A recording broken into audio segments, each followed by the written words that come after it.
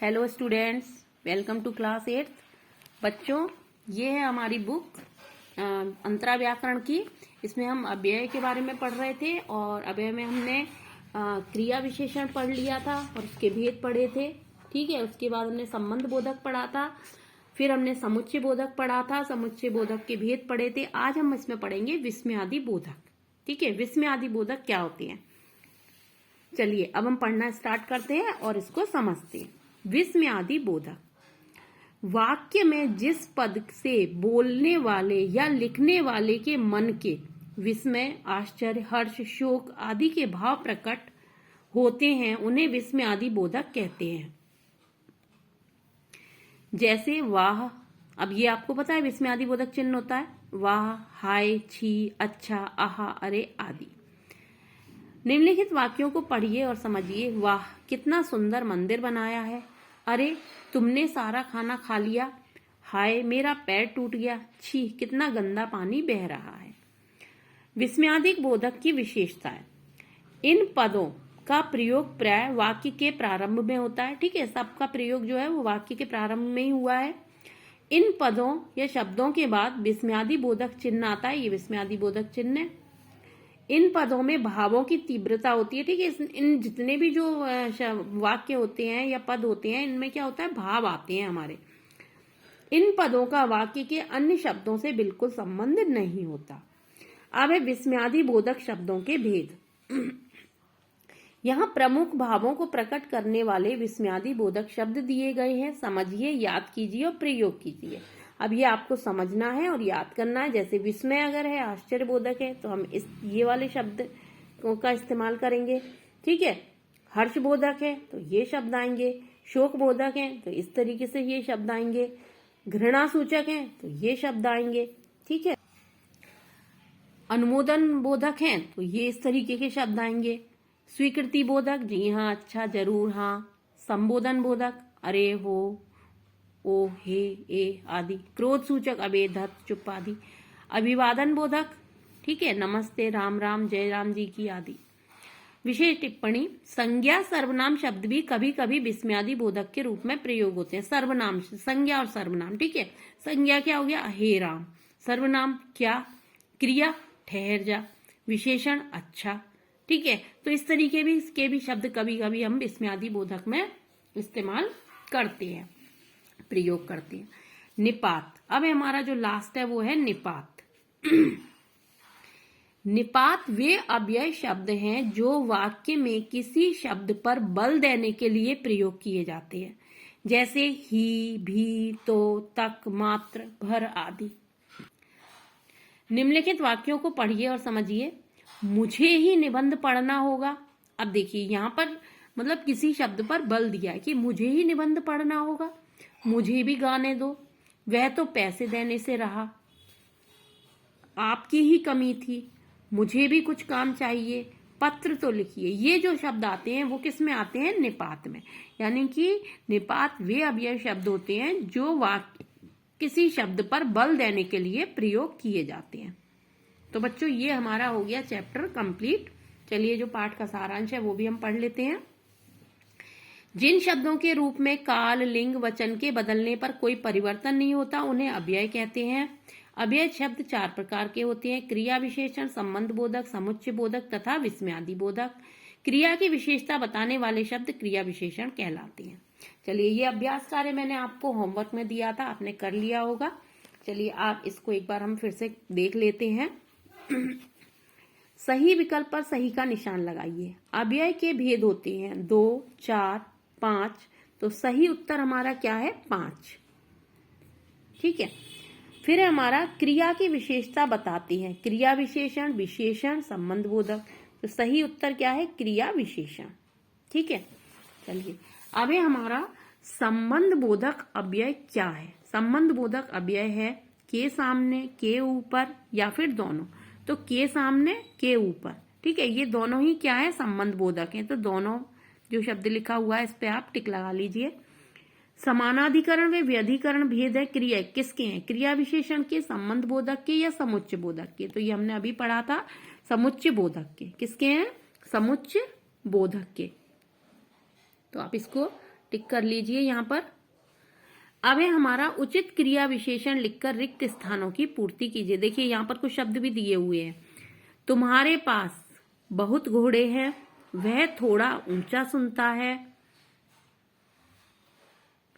यह चाय अधिक गर्म है, माताजी रसोई घर के अंदर हैं, प्राय शक्ति के आगे सब झुकते हैं। ठीक है, उचित विस्मयादि बोधक लिखकर रिक्त स्थानों की पूर्ति कीजिए। कितना सुंदर गमला है, तो यहां हम क्या लगाएंगे, वाह। इतना बड़ा घर, अरे तुम ये कैसे कर सकते हो, अरे तुम मुझे डरा रहे हो क्या, तुम गिर गए, अरे। ठीक है, तो इस तरीके से हम ये शब्द यहाँ पर लगा के इनको रिक्त स्थानों की हमें पूर्ति करनी है। उसके बाद है हमारी रचनात्मक गतिविधियां। निम्नलिखित विस्मयादि बोधक शब्दों के भाव लिखिए। हाय किस में आ गया, शोक बोधक। अच्छा, स्वीकृति बोधक। अरे, संबोधन सूचक। ठीक है, अबे, क्रोध सूचक। वाह, हर्ष बोधक। ए, संबोधन सूचक। तो ये हो गया आपका रचनात्मक गतिविधियों का कार्य। ये सारा हमने अभ्यास कार्य कर लिया। अब आप इसके प्रश्न उत्तर करेंगे अपनी नोटबुक में। अव्यय से क्या तात्पर्य है, ठीक है, ये हमारा पहला प्रश्न है। इसका उत्तर मैं आपको बता देती हूँ। आप अपनी नोटबुक में इसको बहुत ही नीट एंड क्लीन राइटिंग में लिखेंगे। ओके, जो हमारा पहला प्रश्न है उसका उत्तर है बेटा, यहां से लेके यहां तक जिन शब्दों के रूप में काल, लिंग, वचन के बदलने पर कोई परिवर्तन नहीं होता उन्हें अव्यय कहते हैं। ठीक है, और इसके उदाहरण आपको जरूर लिखने हैं, उदाहरण। ठीक है, या फिर जैसे करके लिख सकते हो, आदमी तेज दौड़ता है, औरत तेज दौड़ती है, आदमी तेज दौड़ रहे हैं। तो ये तीनों आपको उदाहरण लिखने हैं। ठीक है बेटा, ये तीनों आपको उदाहरण जरूर लिखने हैं, तभी हमें समझ में आएगा कि अव्यय क्या है। यानी कि जिन शब्दों के रूप में काल, लिंग, वचन के बदलने पर कोई परिवर्तन नहीं होता उन्हें अव्यय कहते हैं। ये आपके पहले प्रश्न का उत्तर है। पहले परिभाषा लिखेंगे आप लोग, फिर उसके बाद उदाहरण लिखेंगे। ये भी उदाहरण लिख सकते हो या फिर ये लिख सकते हो, जो भी आपकी इच्छा है वो, लेकिन उदाहरण आपको जरूर लिखने हैं। ठीक है, अब हम देखते हैं हमारा दूसरा प्रश्न। दूसरा प्रश्न है हमारा, अव्यय के कितने भेद होते हैं। ठीक है, तो अब हम अव्यय के भेद यहाँ पर हमें लिखने हैं। तो बेटा क्योंकि अव्यय के भेद पूछे हैं इसलिए केवल हमें यहाँ से लिखना है। अव्यय शब्द 5 प्रकार के होते हैं, या अव्यय के 5 भेद होते हैं। क्रिया विशेषण, संबंध बोधक, समुच्चय बोधक, विस्मयादि बोधक, निपात। बस इतना ही आपको केवल भेद ही पूछे हैं, तो भेद के नाम ही पूछे, तो भेद आपको 5 लिखने हैं। ठीक है, अब हमारा तीसरा प्रश्न क्या है वो हम देखते हैं। देखिए तीसरा प्रश्न जो है वो है हमारा, क्रिया विशेषण की परिभाषा व उसके भेद लिखिए। क्रिया विशेषण की परिभाषा व उसके भेद लिखिए, यानी कि यहाँ पर क्रिया विशेषण की परिभाषा और भेद ये पूछ। तो अब हमें यहाँ पर क्रिया विशेषण की परिभाषा और उसके भेद लिखने हैं। ठीक है, तो सबसे पहले आप यहाँ पर क्रिया विशेषण की परिभाषा लिखोगे। क्रिया की विशेषता बताने वाले शब्द क्रिया विशेषण कहलाते हैं। जैसे दादी जी धीरे धीरे चलती थी, लड़के ऊपर खेल रहे हैं। तो ये दोनों ही उदाहरण आपको लिखने हैं। उसके बाद आपको क्या करना है, ठीक है, ये सब कुछ, ये सारी चीजें नहीं लिखनी है। उसके बाद आपको लिखना है क्रिया विशेषण के भेद। क्रिया विशेषण के 4 भेद होते हैं। रीतिवाचक क्रिया विशेषण, ये चारों जो हैं ये भेद भी आपको लिखने हैं, और इन भेद लिखने के साथ आपको इनकी परिभाषा लिखनी है और इनके आपको उदाहरण भी लिखने हैं। तो आप लिखेंगे क्रिया विशेषण के 4 भेद होते हैं। रीतिवाचक क्रिया विशेषण, रीतिवाचक क्रिया विशेषण की परिभाषा लिख देंगे ये पूरी, और उसके बाद उदाहरण लिखेंगे। ठीक है, इसी तरीके से स्थानवाचक क्रिया विशेषण, स्थानवाचक क्रिया विशेषण की परिभाषा लिखेंगे और इसके उदाहरण लिखेंगे। क्योंकि पेपर में भी आपके इसी तरीके के ऐसे आएगा, तो आपको ये सब चीजें पूरी विस्तार से लिखनी पड़ेंगी, तभी आपको नंबर मिलेंगे। उसके बाद है परिमाणवाचक क्रिया विशेषण। ठीक है, तो उसकी परिभाषा और उदाहरण। आप ये चीज मत लिखिए उपयुक्त वाक्यों में, ये सब छोड़ देना। फिर है कालवाचक क्रिया विशेषण। कालवाचक क्रिया विशेषण की परिभाषा और उदाहरण। यहाँ ये आपका 3rd वाला जो क्वेश्चन है उसका आंसर हो गया। ठीक है, प्रश्न का उत्तर यहाँ तक है, आपको लिखना है।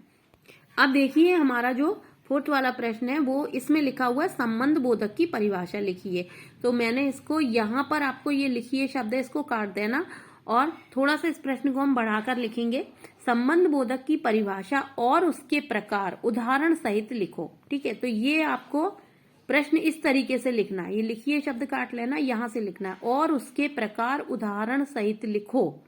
ठीक है, तो ये सारा प्रश्न जो है आपको इस तरीके से अपनी नोटबुक में लिखना है। अब मैं आपको इसका उत्तर बताती हूँ कि आपको इसका उत्तर कहाँ से। संबंध बोधक की परिभाषा और उसके प्रकार उदाहरण सहित।